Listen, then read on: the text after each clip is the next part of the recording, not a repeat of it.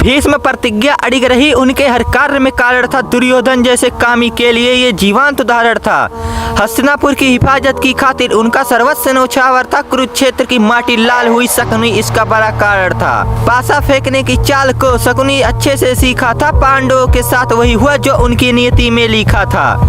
राजपाट सब लगा दांव पर, अब पांचाली का सौदा होना था। अगली चाल में रूह कांप गई युधिष्ठिर की, अब पांचाली को भी खोना था। द्रौपदी को ये अनुमान न था, दुशासन की कामी नजरों में स्त्री का कोई सम्मान न था। असहाय द्रौपदी को पाल पकड़कर दुशासन भरी सभा में लाया था। जांग पीटकर दुर्योधन ने अपना अधिकार जताया था। भीष्म की नजरें झुकी हुई, गुरु द्रोण भी कुछ न बोले। धृतराष्ट्र पागल पुत्र के मोह में दुशासन ने लज्जा के पट खोले। आंखों में अश्रु लिए पांचाली ने सारी सभा को आज धिक्कारा था। कोई नहीं उठा असीमता बचाने, कान्हा को आज पुकारा था।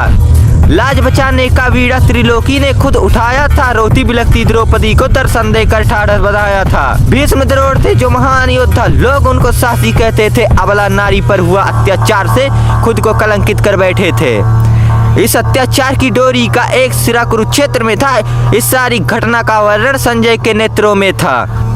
जिस द्रौपदी ने भरी सभा में खून के आंसू रोए थे, उसी द्रौपदी ने दुशासन के रक्त से आज अपने बाल धोए थे। एक तरफ खड़ दुर्योधन भीष्म द्रोण जैसे महारथी, दूसरी तरफ थे पांडव द्रुपद त्रिलोकी जिनके सारथी थे।